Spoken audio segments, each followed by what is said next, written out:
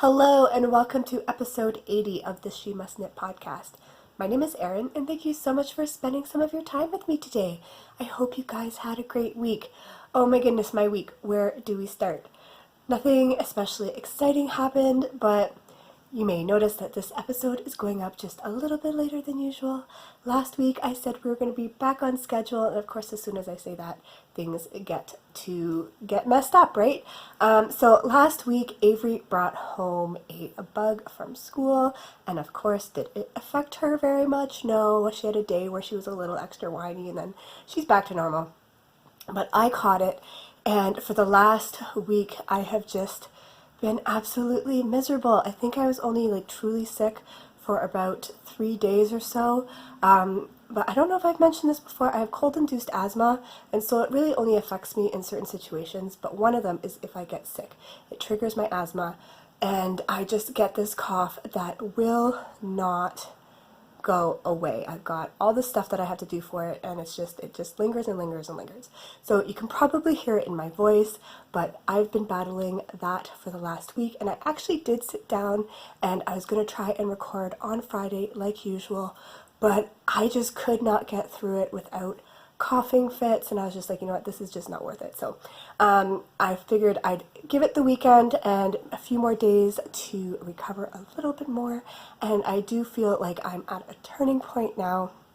So we are going to sit down. I have lots of things to share with you. So other than that, that was basically my week. I didn't have a super productive week. I had all these plans to get some sewing done and some things done for the shop, and that just didn't happen. I'm lucky enough that I was able to do some knitting. But yeah, so this weekend, the weekend is almost over now, but if you are a fellow Canadian, I want to wish you a very happy Thanksgiving weekend. We went to Hamilton yesterday to see Dennis's side of the family. And then for the rest of the weekend, today and tomorrow, we are just going to be hanging around at home, just enjoying some time. So right now, Dennis has Avery off at a rock climbing place, so that is what they are doing. I have a little time to myself, and so I thought this would be the perfect time to sit down and chat with you guys. So what do I have to share with you today? I have progress on 2 projects that you have seen. I have a finished object, and then I have a new project that I have cast on. And I think before we get into all that, I want to give you another little update, because I know a lot of you were really curious about this, and I've seen the pictures out there. I've been contacted by people who have received their packages, so I know it's no longer like hush hush anymore. But if you were following me in September, and I kept mentioning that I was working on a very large wholesale order, which is why I had no extra knitting time. I didn't meet any, well, I met a few of them, but I really didn't meet any of my knitting goals that month. It's basically all I was working on was that order. It was for KnitCrate, so I was asked to do a special stitch marker for the box. The box was themed around Peru, and I think the yarn included was some Peruvian yarn, and so they wanted me to do a Peruvian themed stitch marker. So I used some hand painted beads from Peru for the stitch marker, and yeah, I had to do between 6,000 and 7,000 stitch markers. So that is why it took all month. I had just about a month to do it, and if it, like I said, I've said it many times, if it wasn't for the help of my family behind the scenes, I would not have been able to get that done. But it is done, it is out there. If you receive KnitCrate, you will be receiving one of them. And yeah, I don't have any pictures or anything, so if you want to see what they look like, if you just look on Instagram for KnitCrate's account, I'm sure they've got some pictures, or the hashtag KnitCrate, I'm sure people are posting pictures, or even the Ravelry group. But that is what I was working on, and I am so glad that it's out there and everybody seems to be enjoying their box. So now we can get back to the knitting, and I have another thing that you haven't seen in a while. My friend's mug is making a return, and I have some coffee today. I have not had coffee in, I don't think I really drank it over the summertime, but specifically the flavored coffee in months and months and months and months. If you're a long-time viewer, you know I've talked about Bones Coffee quite often. They have really interesting flavored coffees that I really enjoy, and I had used them all up in my year, so this year I'm trying to, use up things I have and not buy things that I don't necessarily need, and so I was using up everything I had, and it's been a long time since I've been able to purchase from Bones Coffee. However, you have Vanessa from A Historian Knits to thank for this.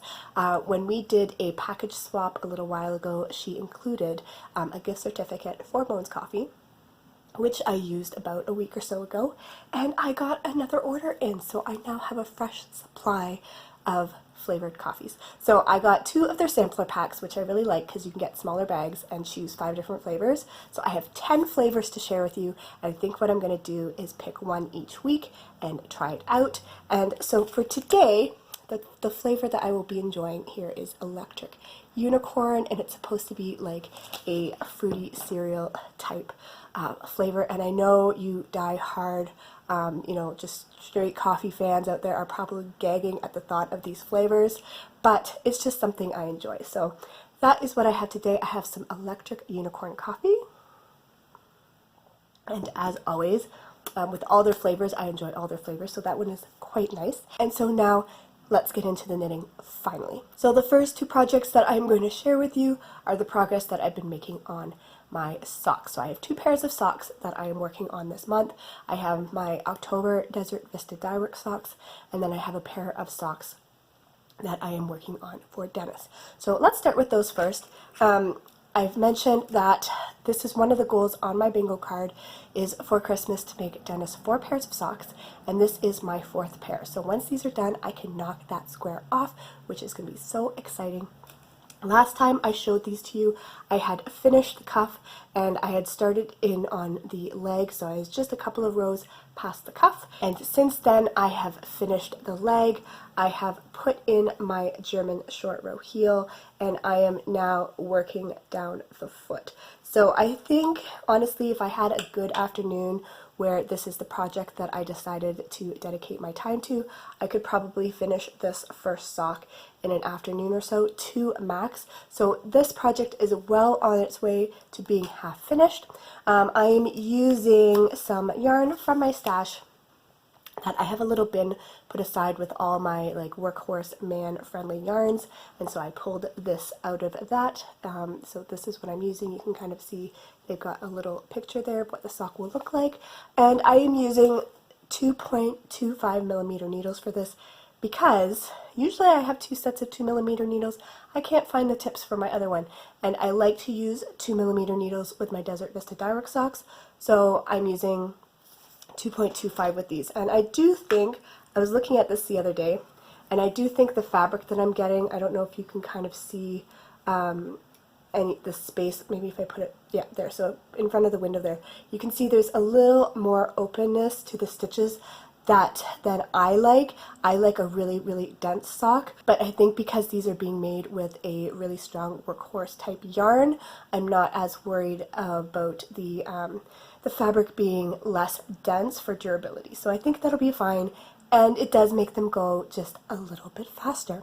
So the next pair of socks that I've been working on are my October Desert Vista Dyeworks socks. And the last time I shared these with you, I think I had just started the cuff. So I think I had cast on, and I had done maybe a few stripes, so maybe I was, around this purple stripe here. I think I had only done a few stripes. And at this point, I have gotten through the leg. It's a completely ribbed leg. I do a 2x1 rib.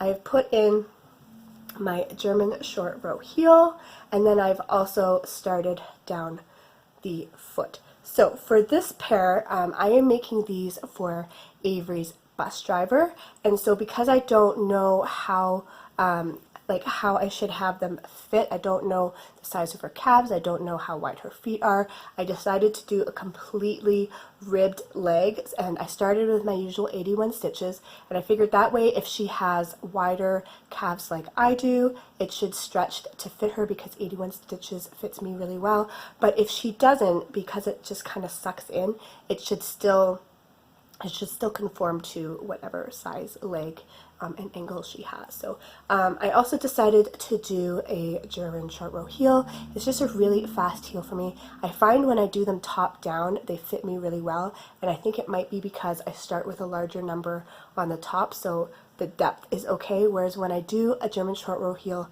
toe up, because I start with a smaller number for the foot, they tend to be too shallow.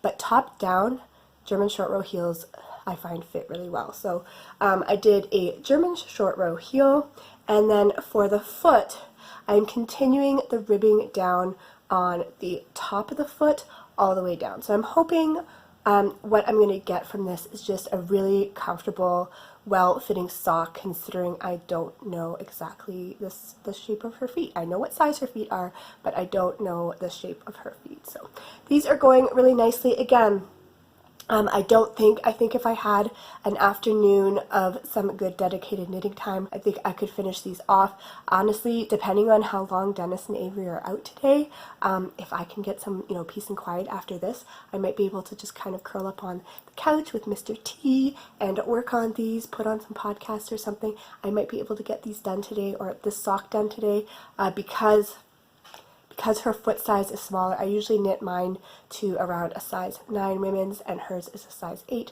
so it's a little bit shorter. It'll be a little bit faster, so maybe I can get those done today. Who knows? So that's the progress on the 2 socks that I've been working on. And then I also have a finished object to share with you and a new cast on. And normally I would share the new cast on and then the finished object, just to kind of keep things flowing, but because the new cast on is related to the item that I finished, I think I'm going to show you my finished object first, and then I'll show you the new cast on. So last week when I shared this project with you, I was almost done. I only had the sleeves to go, and I didn't think it would take me that long to get it done, and it really didn't. So I am talking about my little Porthole cardigan. And yeah, I finished it all up. I even, I blocked it. I don't usually soak my items when I'm blocking them, especially little items like this, but I will spray them and press them, and that worked quite well. But I only had the sleeves to do, so I got those done. So now my little Porthole cardigan is done, and I think it is absolutely adorable. So for the yoke here, this pattern is really great for using up just little bits of scraps. It uses a worsted weight yarn, and I used my hand spun for this yoke part here. So this is the hand spun. I still have quite a bit left. So I didn't get to go through all the colors in the yoke, but I really do like the colors that ended up showing up, because I think this does lend itself to be a very unisex design, like a very unisex color story. And because I don't know who is going to be receiving this, I like that it is very neutral. So I like how that turned out. And then for the main yarn, I just used 1 skein of Barocco vintage worsted yarn in this light gray. 1 skein was enough to do the smallest size of the pattern. I had just about a ball that size left, so I was able to get pretty good length sleeves. I did a longer ribbed cuff so that they could be folded up.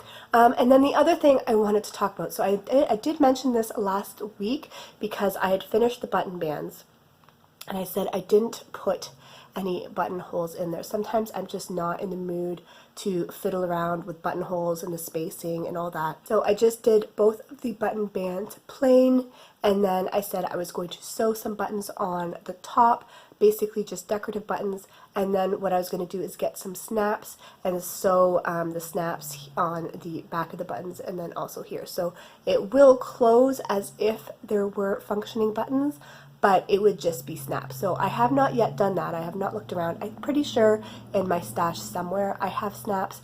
I just haven't looked for them. But I did go through my button collection, and I found these, and I thought these were just really, really fun. I thought they kind of complemented the colors in the yoke really well, and they still kind of kept that unisex vibe with the sweater. I think this would really suit either a boy or a girl.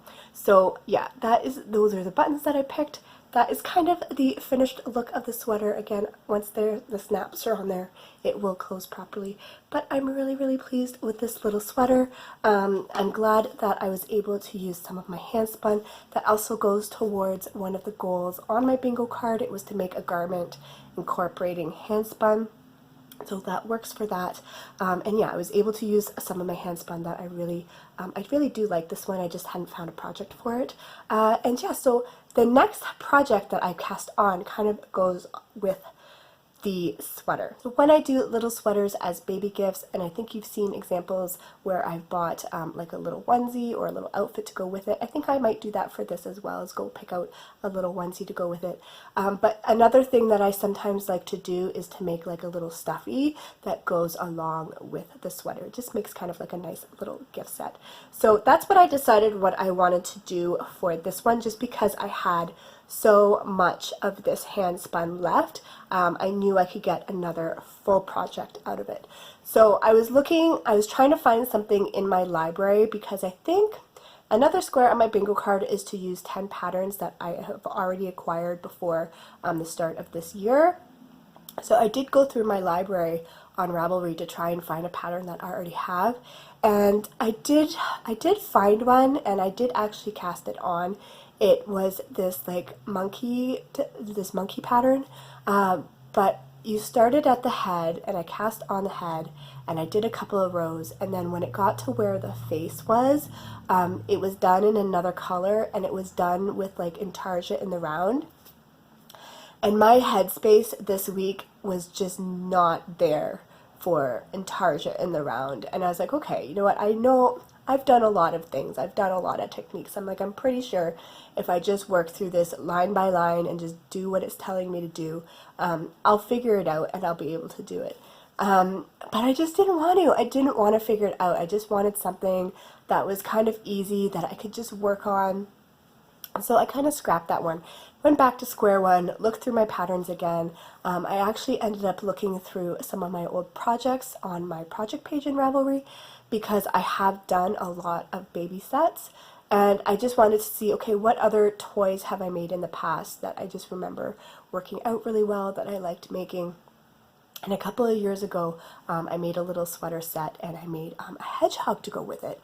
And I remember the pattern being really fun, and I read the notes, and it was like, you know, it's an interesting pattern, it's really easy once you get going. So I was like, okay, you know what, we're going to try this hedgehog. So that's what I cast on. I ripped out the handspun, and I restarted making a hedgehog. So for the hedgehog, you need kind of a contrast color for the face and belly, and then a main color for the kind of main body of the hedgehog, where like the spikes would be, and that's what I'm going to be using the handspun for. So I haven't got to that yet, but I have started the face and the body. So here we go, and you can kind of see the way it's shaping out here.